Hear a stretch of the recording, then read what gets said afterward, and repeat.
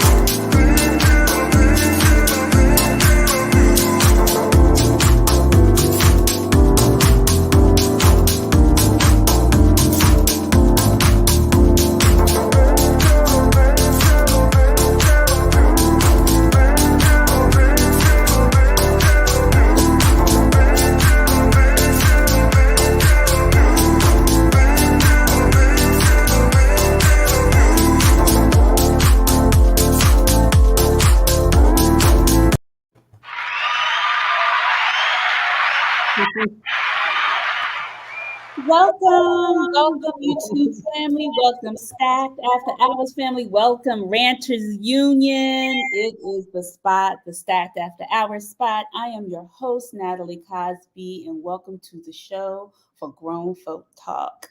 So tonight we are back having a conversation about dating standards, and tonight's panel is an all single soiree of fine, beautiful Black folks who are talking about their single experiences and their standards when it comes to dating and relationships. So y'all ready? Get your cocktails, get those fingertips loose, because we want to hear y'all with the questions and comments for tonight's show. So Sha, and as we always say, we are always here to keep it lit and enlightening. So let's go. Take us there, Logic.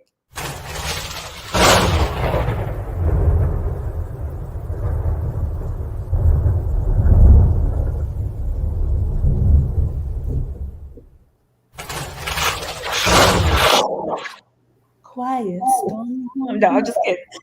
Welcome everybody. I want to introduce my lovely co-host. We throw her up in the air and we call her Sunshine. Say hey, Sunshine. Hey, Sunshine. And I am wow. So let's go with our panel. So tonight he's back. He's an educator, a sports enthusiast, and he has his own sport podcast called Wednesday Starts the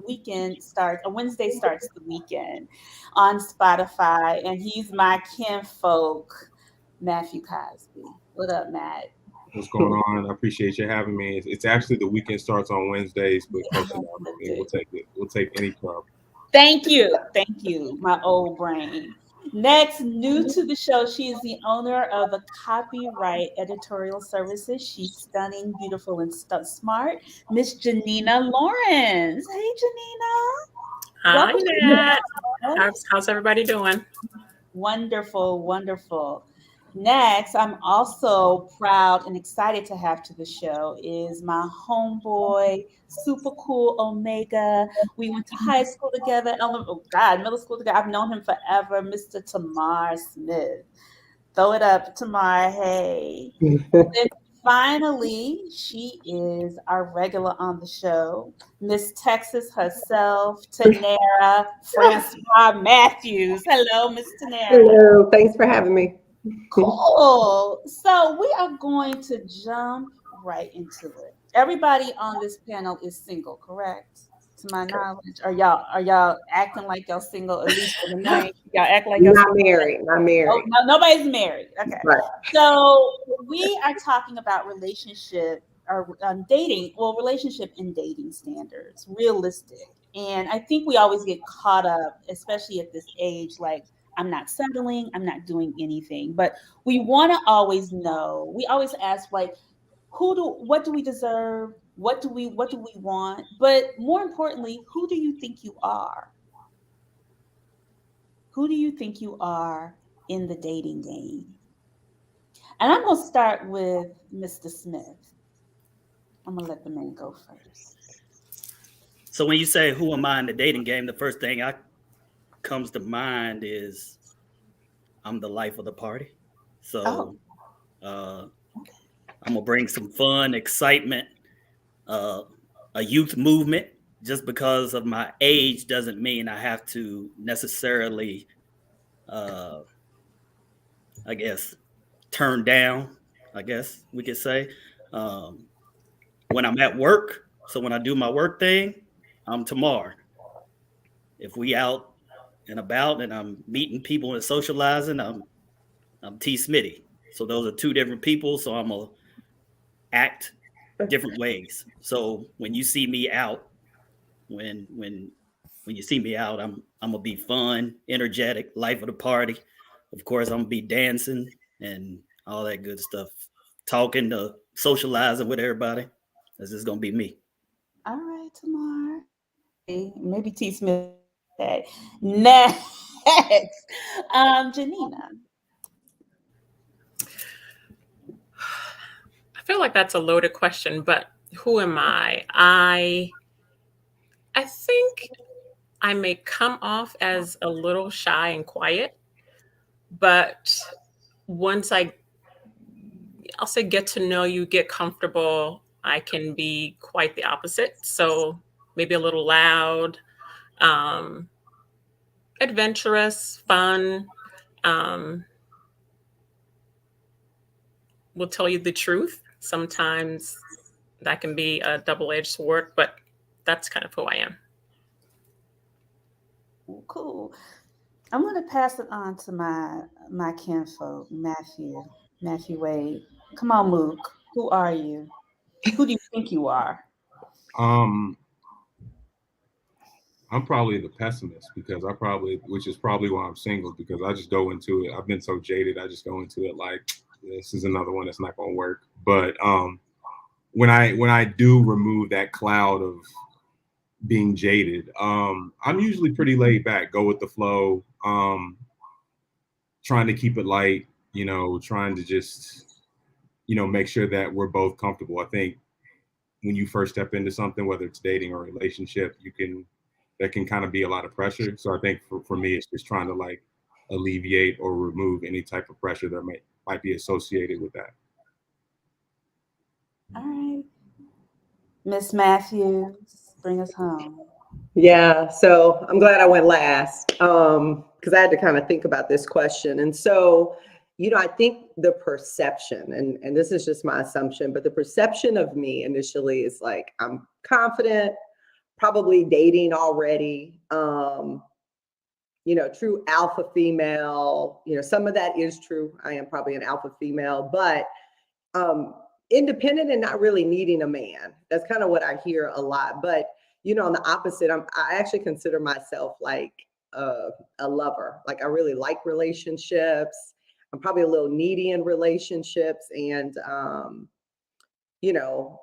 think sometimes the perception when you first meet a person can be totally opposite of truly who they are. But when I think of myself initially, I think I'm very direct. I think I'm a great communicator. I'm very transparent about what I've been through and what I'm looking for. And, that kind of goes hand in hand in what I look for in people. This is the cast of a great movie: the party boy, the pessimist, the nice girl, and the alpha female. God damn, y'all like a whole damn movie. It's like, wait. All right. So now that we've kind of figured out who you are or who you think you are, who have you been attracting lately? Like, seriously, I want y'all to be honest. Like, what energy has been coming your way, or what have you been giving off? And anybody can actually. I'm gonna go ahead and start with Janina on that one, and then you guys can also ask each other's questions. Go ahead. So what's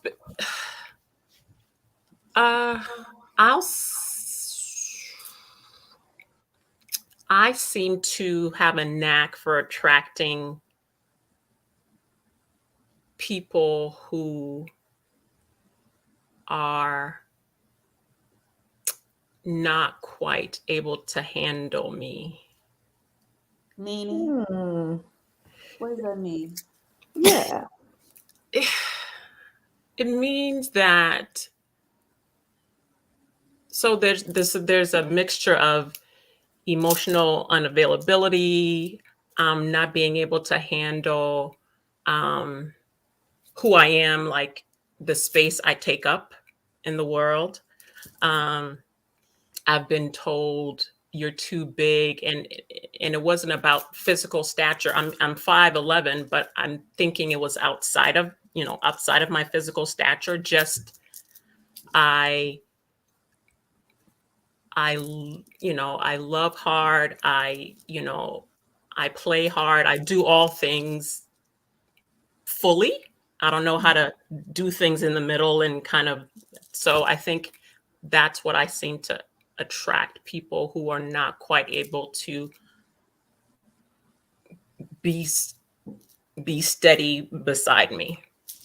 I don't know if that makes sense. Yeah.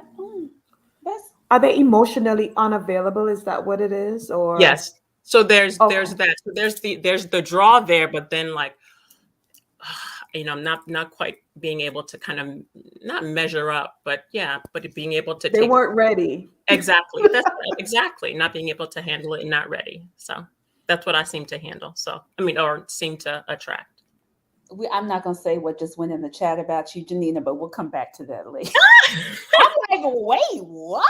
Okay, y'all on lit. Tennessee, I see you up in the chat giving us things. Matthew, you said you're pessimistic. So what are you, with that pessimism, are women more drawn to you, Matthew? Certain women, yeah, and I think that they tend to be needy, emotionally. I don't want to say, mostly emotionally.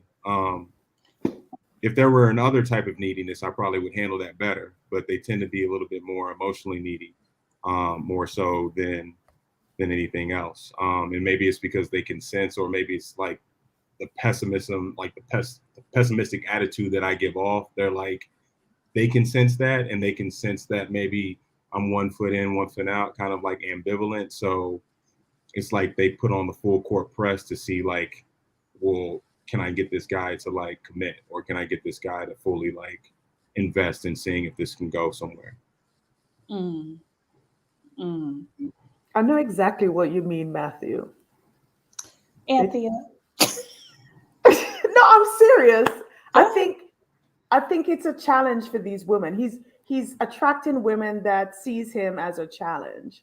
And I think they want to see who is the one that could crack this code to make him be all that they want him to be. And he's told them upfront who he is. I know the type. Okay. Tamar. Tamar, who is typically, because you are the party, if you're the life of the party, and I know you are, that means you ain't changed. I've known you since middle school. You are the life of the party. So is it the same girl? What ladies are being drawn your way? Yeah, nothing's changed but the zip code and the tax bracket. So I'm still me. I love it. I love it. I have like two different kinds that I keep attracting. So one, they're a little younger than I would like. So How they young are? What age range are we talking about? They in their late 30s, early 30s? I done got in the 20s. Oh, Ooh. okay. I've been Okay. approached by I've been approached by women in their 20s, and I'm like, nah, it ain't gonna work. My daughter's 25, so that ain't gonna work. Oh wow. So I get those kind, and those kind are just not for me because they my daughter's age and they don't have any children. So that's out. Then the other kind is they're a little more settled. Yes, they're around my age, but they want to move too fast. So they're like, I'm this old. I want to be doing this. I've never been married or I want to be married.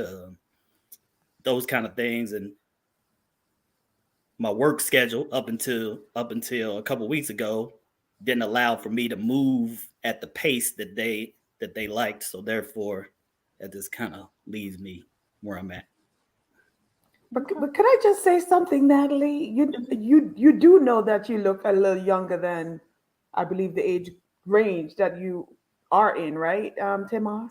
Tomorrow, you're 49, right? I'm blowing him up. He's in his late 40s. Sorry, I I'm just 49. I am what I am. You can't look at you and tell.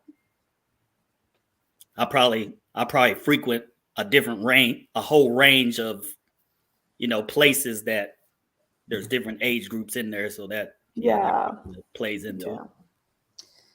It's that Kentucky water. What can I say? Tanera.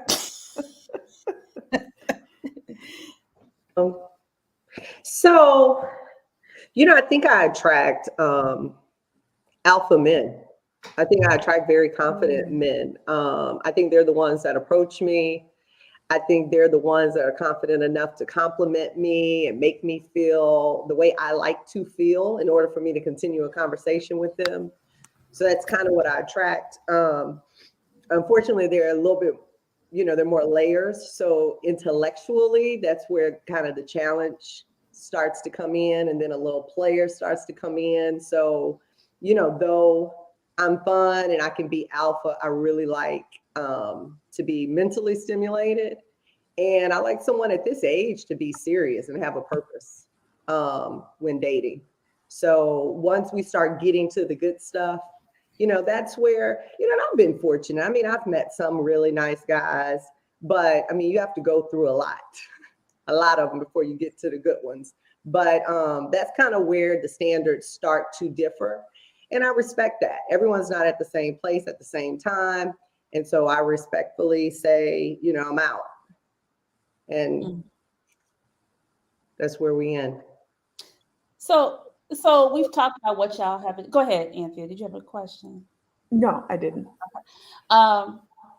So we talk about, who you think you are and who you have been attracting.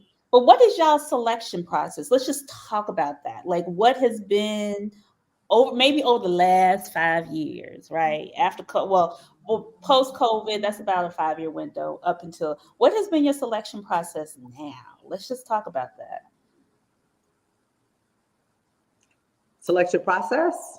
Your selection process, like based on your standards and how you've been selecting the people you want to spend time with. Because I think there's you have people standards and you have dating standards, right? So are they mirroring each other? Are they, are you just like, oh, he fine. I'm looking fine, man. But I mean, that helps. I'll start with that. I am really big on communication. And I actually think more than maybe the average. So a lot of people may say, oh, I'm big on communication as well. But I think I'm like extremely big on it. In this day and age with technology, like if we're reaching out to each other, I don't need to talk to you all day. But if I reach out, respond with the text, hey, I'm busy, or this kind of thing. People who kind of go ghost or, aren't really responsive. And it could be because I'm in a job or a career where communication is so important and follow-up is so important, that is my number one, number two, and number three. If you're not a good communicator, I don't know. I don't know what else I can really do with that. Do others have I would, issues? Go ahead. I would say it's almost what Tanera was mentioning. So you got to have communication, but it has to be organic.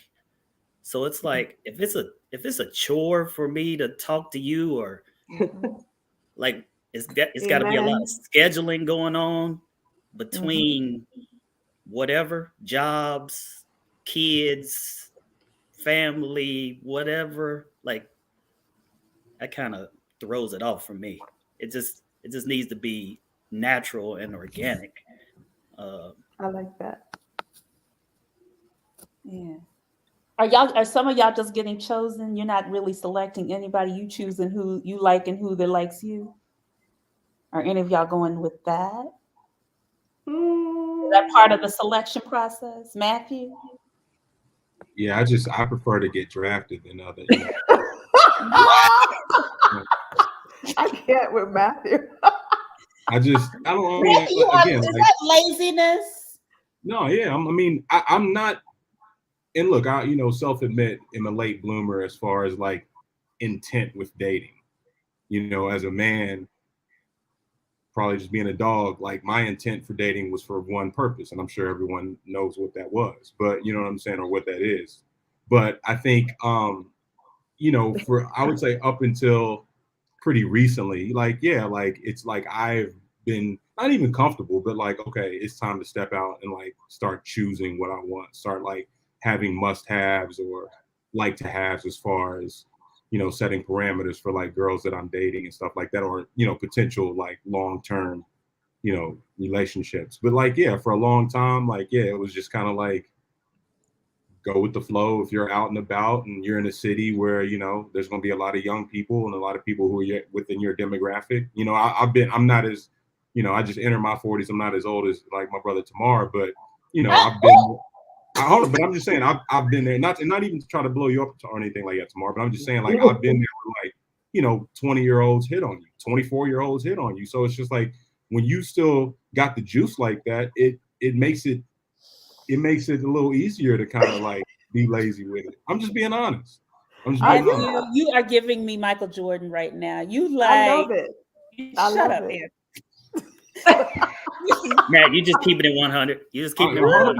100%. 1,000. Yeah. But to your point, Matt, if they come to you and select you, you're 30% into it because they're interested in you. Now I just need to find out if it's reciprocal or not. 30%. You're 30% in. If you get approached by a woman, you're 30% in. Off top. Easily. Janina, help me out, girl. What is the biggest solution? So I have this is going to sound ridiculous, but it's the truth. I have a 13-year-old son, and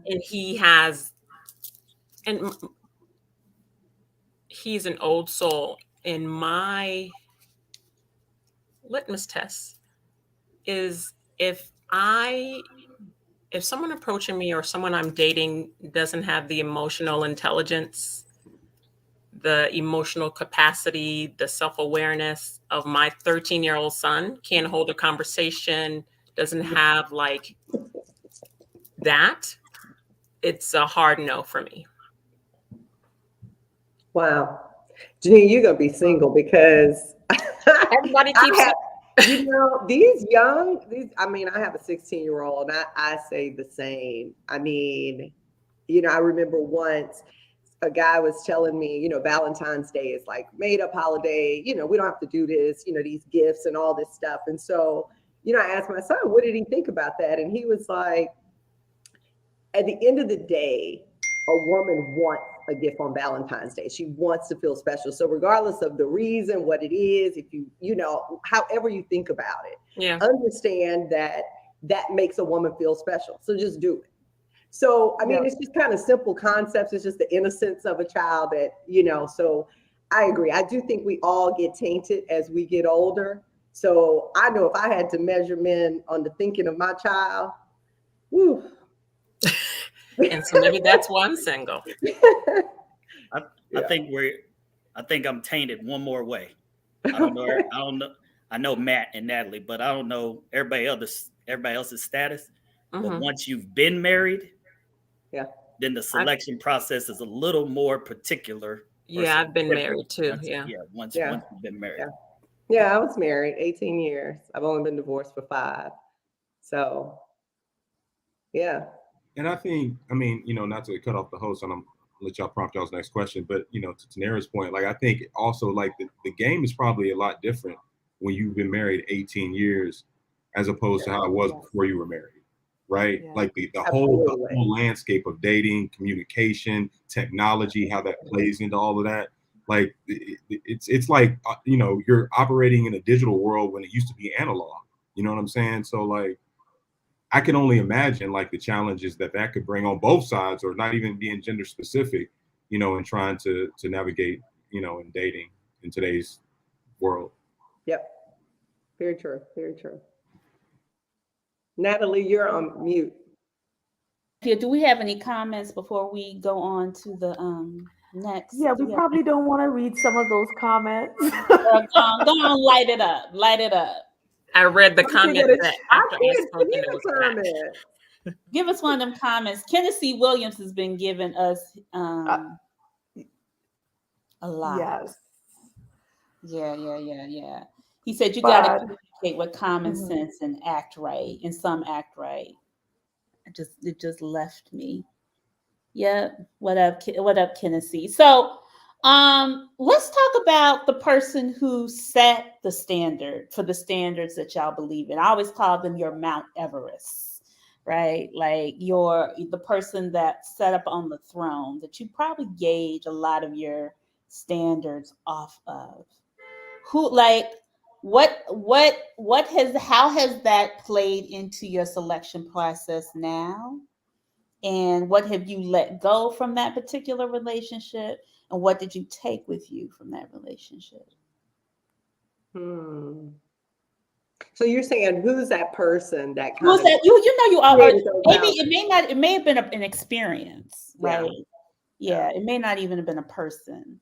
So I was with some girlfriends tonight, and I was saying how like the most attractive thing for me that I don't see often is I love a man that works. Like I love come home, change some light bulbs, get in the yard, do some things like. You mean housework? Yes, like like labor. And I don't see it a lot, but I think it's I saw that with my dad, and I just think that's a man.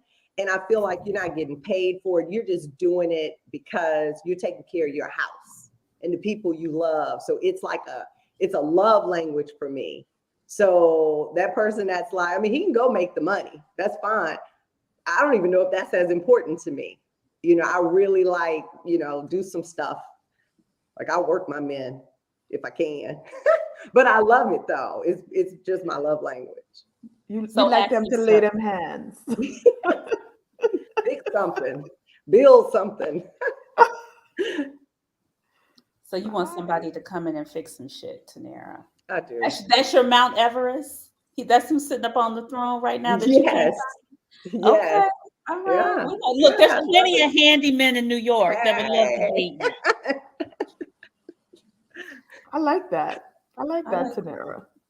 Gentlemen, either one of you guys, Matt or Tamar? For me, it's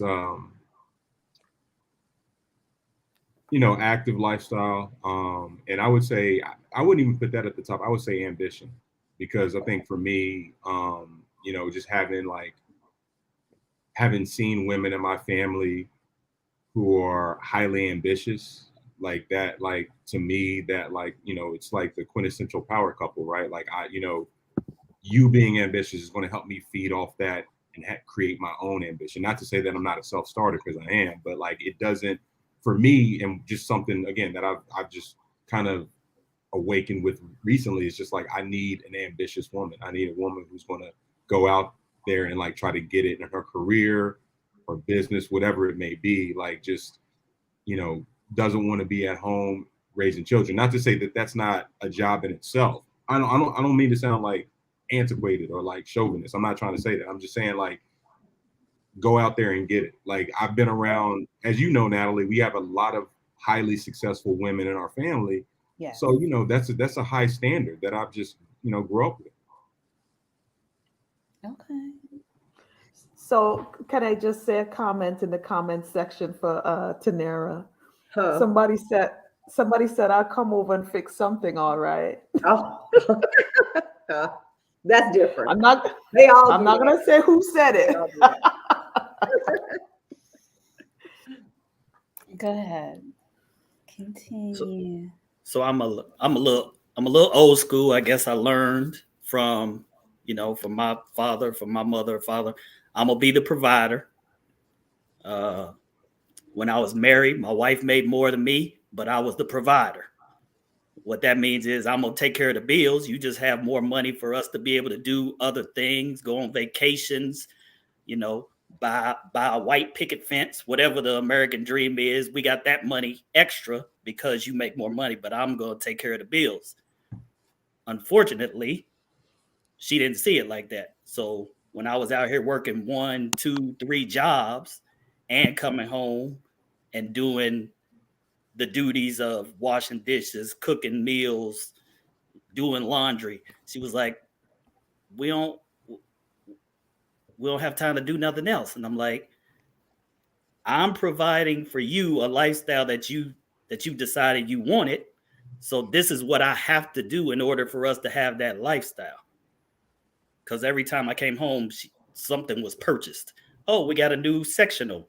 Oh, we got a new stove. Oh, I'm like, I only make so much money, so I gotta be able to provide, because that's what I know is to provide. That probably changed my whole thinking of marriage. So we do have a question in the chat. Go ahead. So it says humans are not a monolith. So don't standards tend to stereotype and unfairly categorize folks? No. No. Janina, you shaking your head no. Why?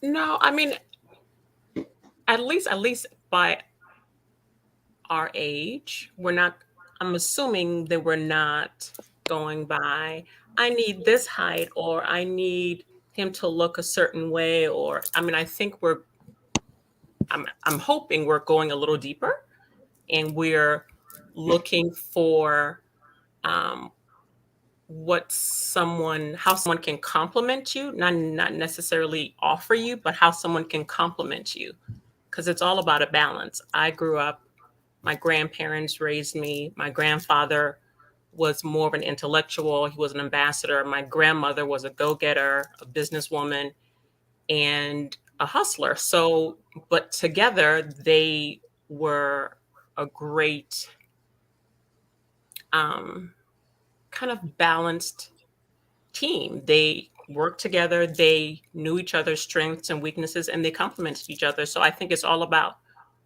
being self-aware, knowing what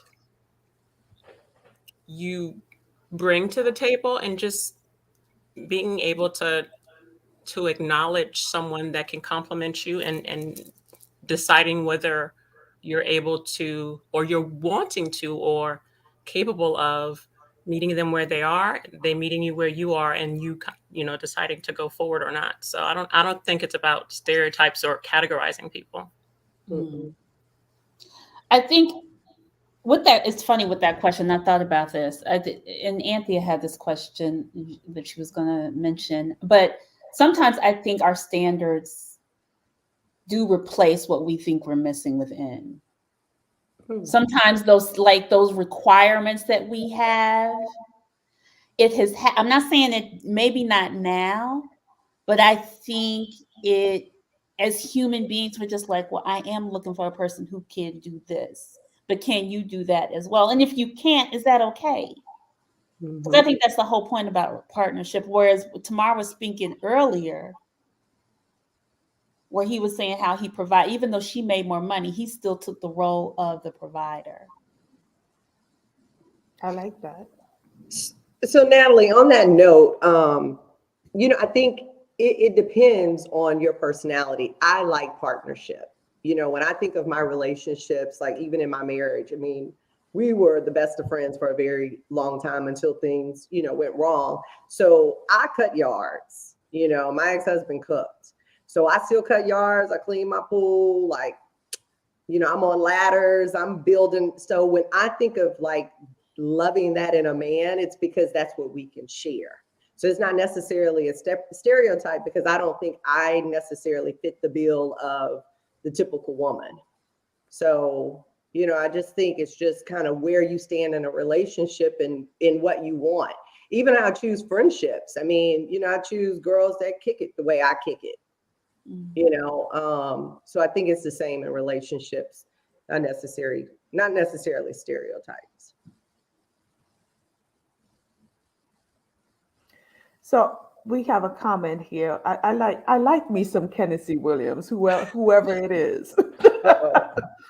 But he said people sometimes be asking too much from a person and they don't even know what they're asking. And I agree with Tennessee with that. What are your thoughts on that?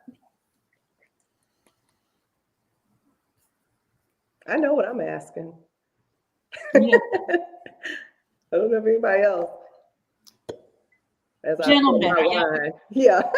I'm gonna ask the men, because I feel like at this age, both of y'all are somewhat ageless. Nobody really knows what age y'all are, not unless you tell them. All four of them. All four of them, especially. But I feel like Matthew is in California. I know that there are various different types of women that are approaching him. I know Tanera has. I mean, all of you guys are beautiful, but it's really interesting, just aesthetically, what the expectation is. And then on top of that, I think with our aesthetics, there's a certain expectation of who they should be and how they should show up. No? What do you mean, Nat, by the aesthetics and how we should show up? Because how the person that comes to you should show up when they step to you. Oh, I'm 49, and this is going to sound horrible, but I don't necessarily attract men that are 49-year-old. That ain't horrible. What's horrible about that? I don't know. Or yeah.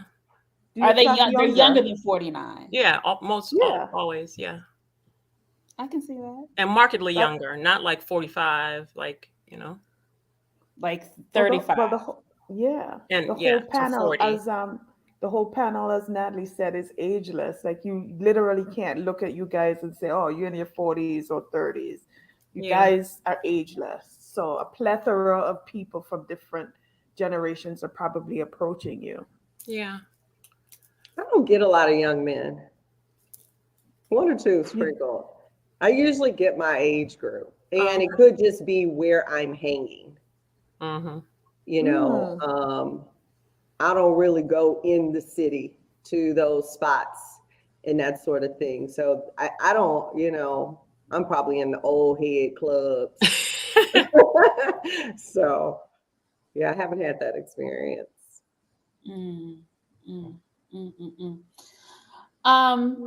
Anthony, do you want to talk about you want to bring up your comparison of the Mercedes versus the Toyota? Yeah, so I don't know if you guys got a chance to read the blurb, but you go into a car dealership, you want to get a Mercedes, but you ain't got the money, or you don't even know what comes with that Mercedes. And so you buy it, and then you realize, oh my God, it's $1,000, as somebody said, for an oil change. The tire change is way above, whatever it is you can make a, payment on.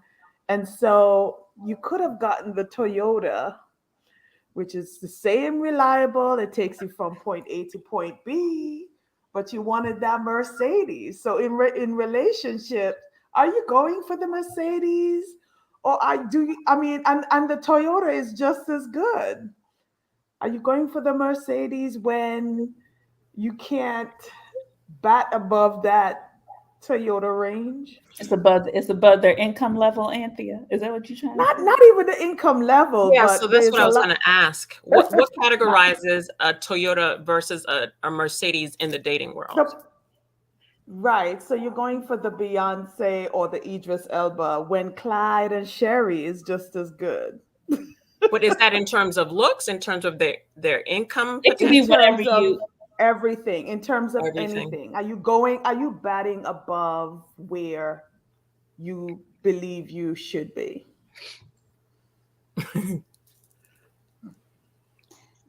I love how it's crickets. I'm gonna have the men answer this question. We're gonna start with the men on this one. Matthew, go ahead. No. Do I? So wait, the question is, do I shoot for a Mercedes when I should be driving a Toyota? Is that? I mean, No, not necessarily. But are you a Toyota shooting for Mercedes? no. I would say I'm more like, we won't have these analogies. I mean, I don't know. I'm more like I don't know, maybe like an Acura or something. Like I don't. I You're a think utility vehicle, Negro. yeah. I don't know. I don't. I think the way I look at it is you shoot for the stars. If you miss, you land on the cloud. Like I don't. I like that. It's hard to categorize. Like, yeah, I'm obviously going to be attracted to a woman who's successful, who's good looking. So like, but I also think that I'm attractive and good looking and successful. And I'm not trying to say that to be conceited. I'm just saying that I feel like that's what I bring to the table. Just like I'm sure like every that. person on this panel feels the same way. You know what I'm saying? So I think we're all probably Mercedes wanting to get another Mercedes. I'm not going to speak for everyone, but I hope that, I mean, I don't think there's anything wrong thinking like that, personally. I like that. Tamar. I'm a little I different. agree. First of all, we're not going to categorize Toyota. He works with you. Because he works for Toyota. I'm sorry, Tamar. Right? We're not gonna mess up my livelihood like Toyota just ain't nothing. That's I love it. That's Sorry, perfect. love it. Okay, Right. a Kia. We're gonna say a Kia. There you go. Yeah, take it down a notch. Although they coming up. They coming up. I know the Kias are coming up. Let's take it down a notch. All right. Lord But- Jesus. So I guess I got the Mercedes budget, but I know what a Mercedes brings, right? It's a lot of maintenance, so it's high maintenance, right? And it ain't always gonna be shiny and running forever like when you first bought it. But if you get a Toyota, the maintenance, if you do the maintenance, it runs forever. So That's if you get right, the right, Tamar. if you get the right kind of I woman, love it. right? The right kind of woman, and you maintain her the right way. I love it. She don't turn her head. She's not looking any other direction. And because she's a Toyota, not a lot of people look her way, right? Because she's a Toyota. Everybody's checking for the Mercedes. Oh, that's the new model. That's the new model Mercedes. Oh, I want to get in that. But the Toyota That shit could be recalled. I love it. Now I want to go buy a Toyota. Wait, I do have one. I love it. Lady. I mean, even though I do work for Toyota, I would never look at a. Never mind. Say it, Tamara. Go ahead. I'm good. Maybe Okay. Alexis. Maybe a Lexus. There you go. Because it's owned by Toyota. That's a fancy Yeah. Toyota. That's a fancy Toyota. Yeah. It's in the same class as a Mercedes. No. It's supposed to be, but it's not. Nevertheless. Yeah. All right. Ladies. I do both equally. I don't coward from either. So I've definitely dated, the Mercedes or whatever, and they just as crazy as the entrepot man out there that I'll date as well. It's all just kind of how someone makes me feel. So I don't know if I really categorize. I don't know if I look at those things, like how much money you have and that sort of thing. I'm all about me. I don't know if that's selfish, but it's all about how you make me feel. If I feel good, then I am 1000% committed with you. And that's it. It's not about money and all of that. Tanera, you don't need a little Tanera. I have my own money. Now, if money brings confidence and swagger and it makes you an alpha, then more power to you. Okay. But I have dated some alpha men that's just on their hustle. You know what I'm saying? Now you got to get on your hustle. We can't be, 60 still on the hustle, but that's character to me. It's not really the finance, it's more the character. Like I want to see that's that mental. So it's so many layers to it, and people can kind of categorize you like you're saying. Men with money, I don't know why they talk to me, but if you're gonna talk to me, I'm gonna talk back. But if you the other kind of dude, and I feel a certain way, I'm gonna talk to you as well. It's just not about the money. It's the alpha. It's just that I love a confident man that is able to approach, and I find that more often than not, it is a certain type of man that's comfortable doing that. So Tanera, that's the Mercedes. Is it usually the Mercedes? I'll date the Mercedes and the Kia. It just sounds like her Mercedes is maybe a 2013, not a 2022. There we go. I'm going with that. There we go. So Natalie, I do have a question from the audience, and it just highlighted. Women always say, "I'll date the broke guy." Somebody show me where that has ever happened. Oh, yeah. Weeks ago. It happens. I mean, at this age. Nobody on this panel is dating any. Are y'all really dating broke people? Really? Oh, okay. What's broke? Like, so broke is relative. Broke is relative. It is. Yeah. It's based on what you consider. I guess it's where you are right now. Yeah. Because I've found that a lot of men in Mercedes exterior are trash inside. Yeah. True. So okay. I'm just like, if you're going to be trash, then you can take the exterior and the shiny buff job and just keep it pushing. Okay. And there's certain expectations too. There's certain expectations sometimes about, because I'm a Mercedes, I want a certain amount of attention, and that just gets to be a lot to kind of manage. So. Is it fair to categorize all Mercedes like that though? No. I think that's where it kind of gets, to whoever made the comment in the chat, that, we can't stereotype. And listen, I agree, but like I think as humans, our brains are designed to stereotype and categorize because it's easier to remember that way. But I just think that it's not fair to necessarily that. And I agree that like, most Mercedes, they might have a shitty interior, but like I don't think it's fair to say that they all are the same way.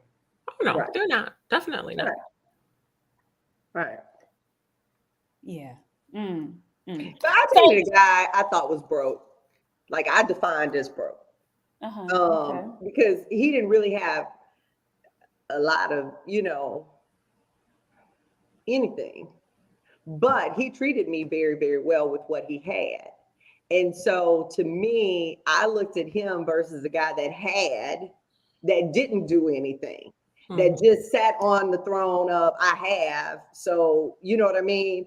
So I thought he was a great guy. So I mean, neither one worked, they ended, but yeah, that's what I'm talking about. So have you ever gone to a dinner, if somebody invited you to dinner but didn't have the money to pay for it? Broke guy, that type of broke I'm talking about.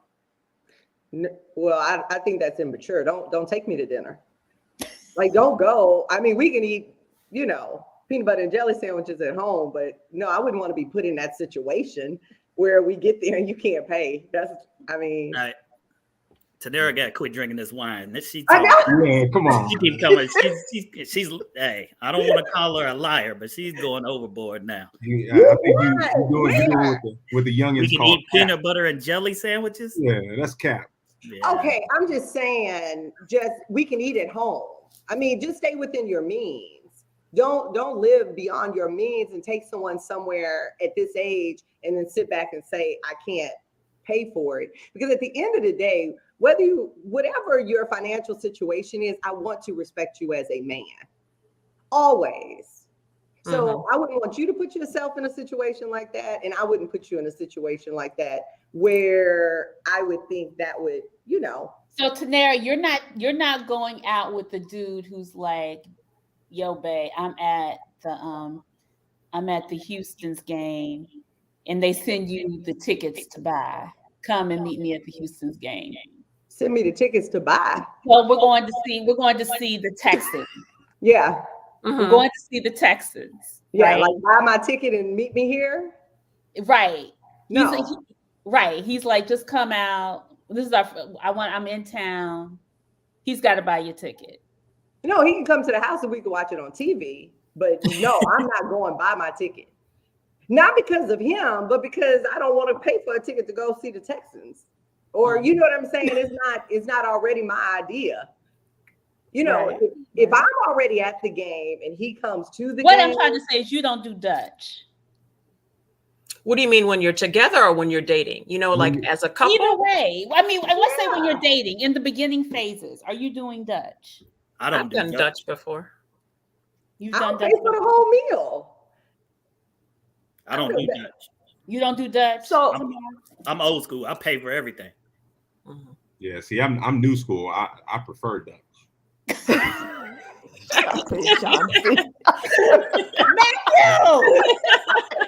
Hey, man, Double Dutch all day.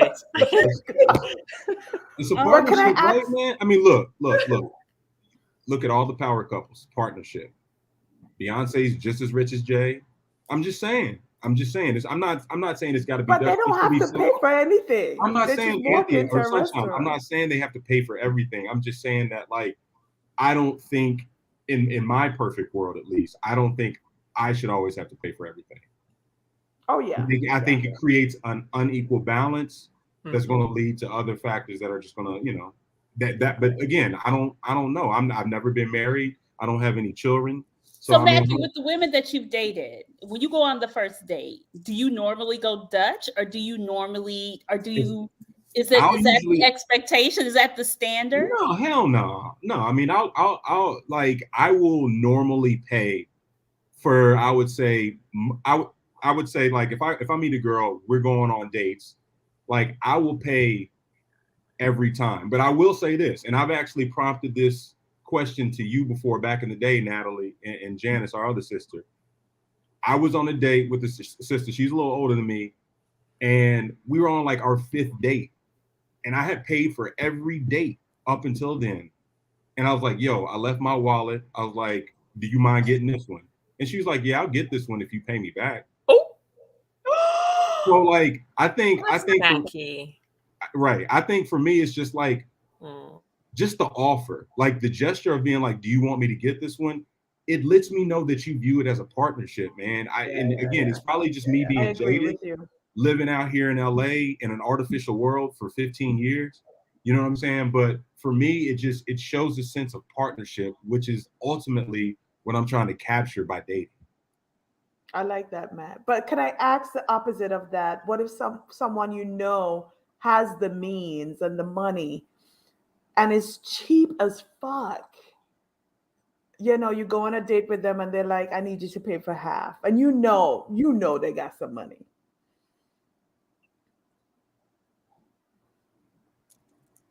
You're asking me that, Sunshine? I'm just asking everyone on the panel, like, have you had that experience? Because we're talking about broke people that don't have it. Mm-hmm. And so you have it now, but you're cheap.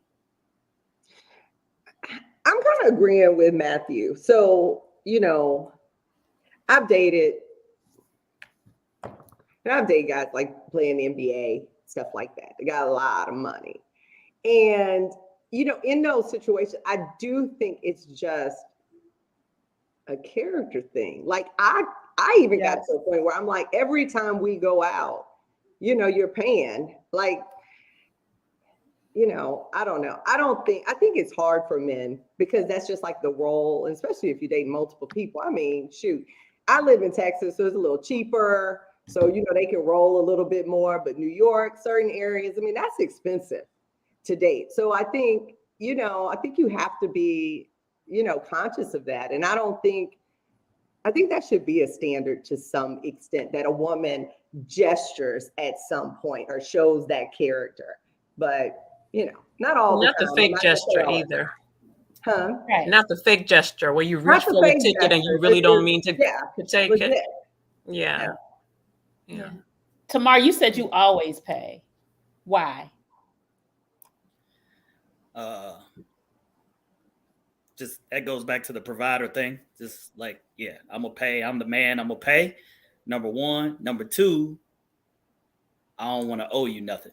If it don't work out date 1, if it don't work out date 10, I don't want to, you know what I'm saying? I don't want to be part of that conversation. Like I took this, I forgot where we at. I took this brother out.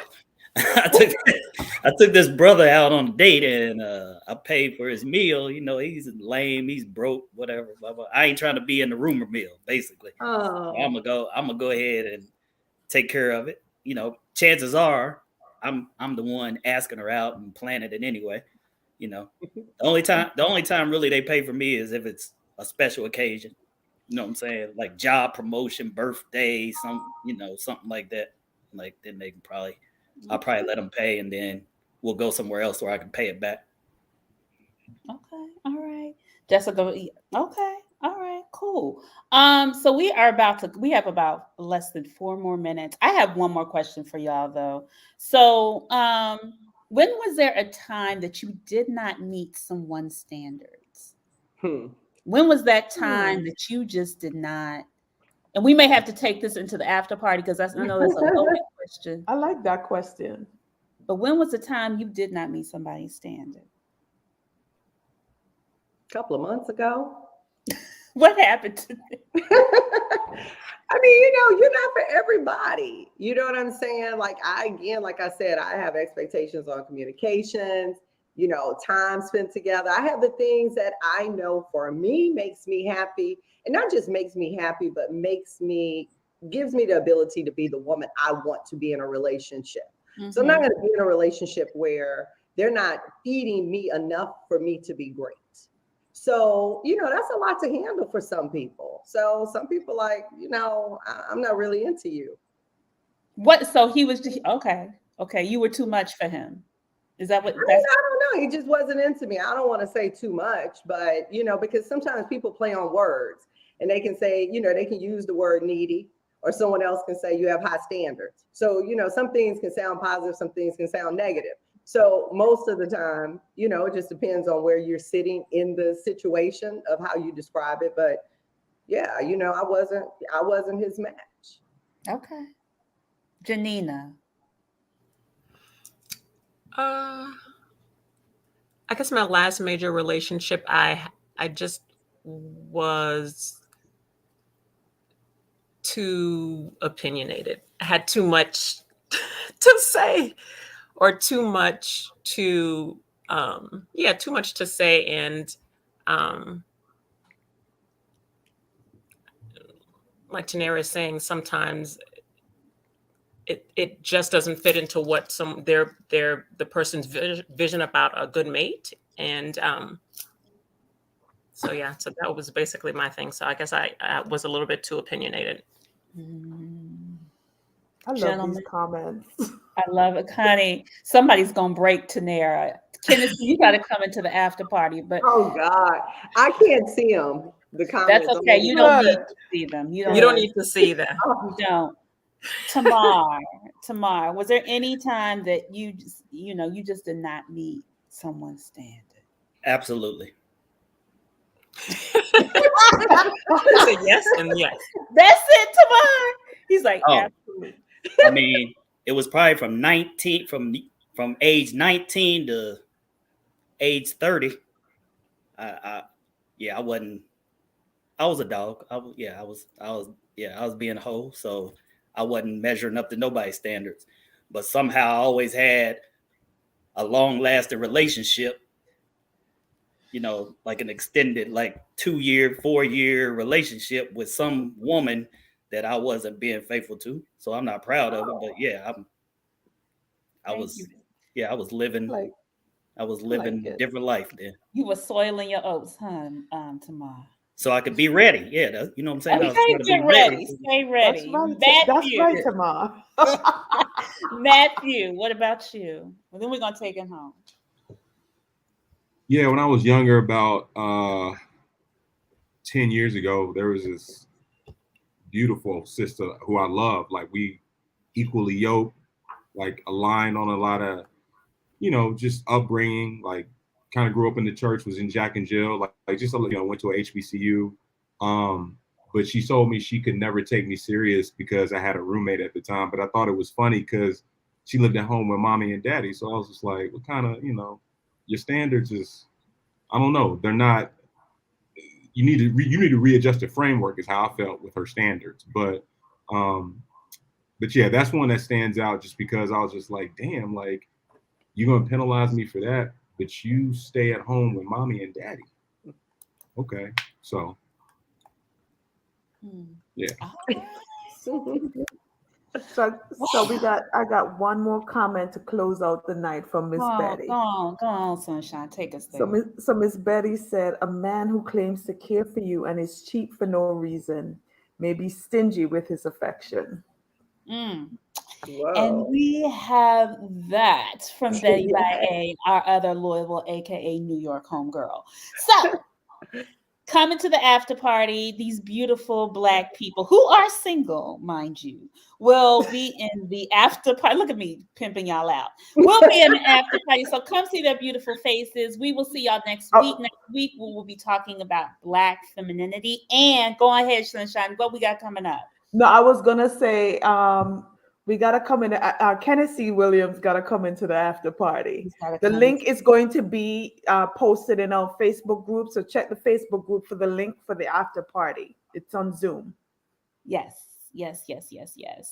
Or you can actually we'll put it in the chat here as well in the YouTube. So ta-ta. Also, Stacked will be in Antigua if y'all are interested in coming at the end of the month. Antigua is lit. We're going to have a beach after party, so check us out. See y'all soon.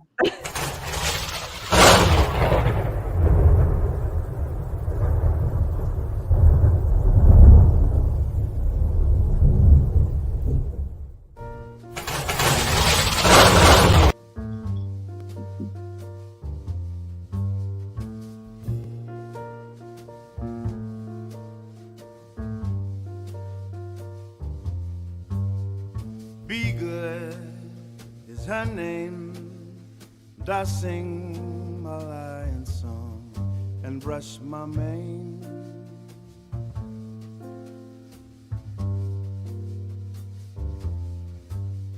She would, and she could.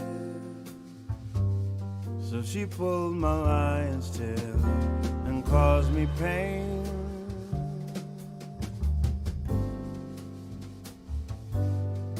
She said lions are made for cages, just to look at and delight.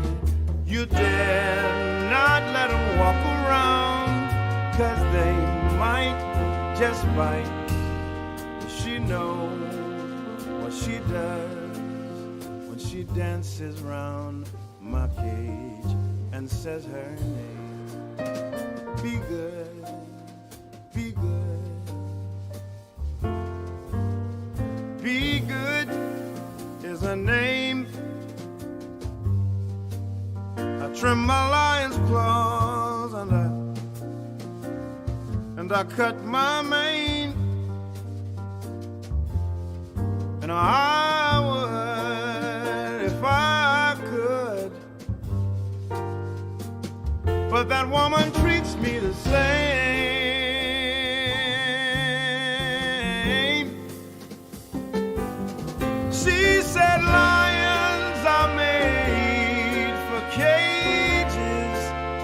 just to look at and delight you. Dare not let them walk around, 'cause they might just bite. Does she know what she does when she dances around my cage?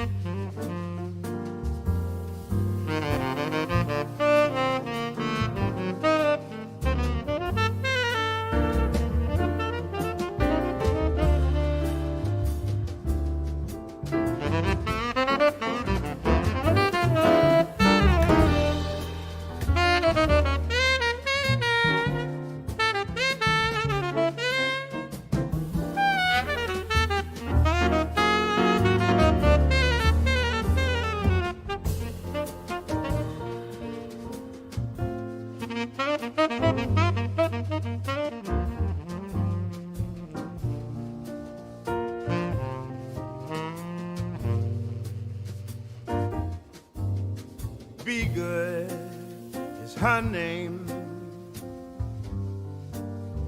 I sing my lion song, brush my mane, and she would if she could. So she pulled my lion's tail and caused me pain. She said lions are made for cages, just to look at and delight. Dare not let them walk around, 'cause they might just bite. Does she know what she does when she dances around my cage?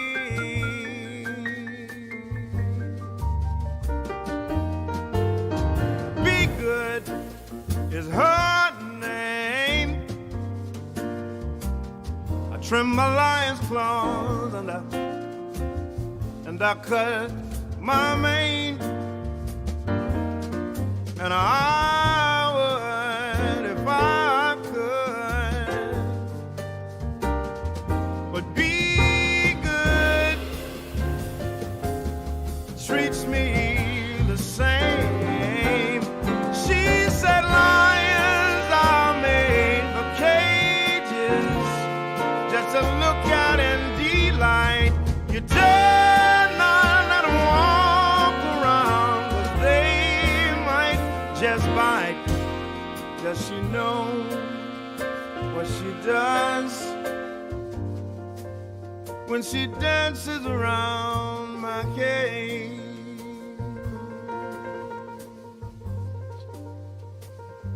She dances around my cage.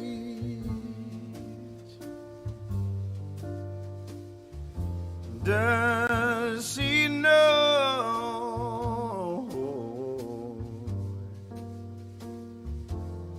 Does she know?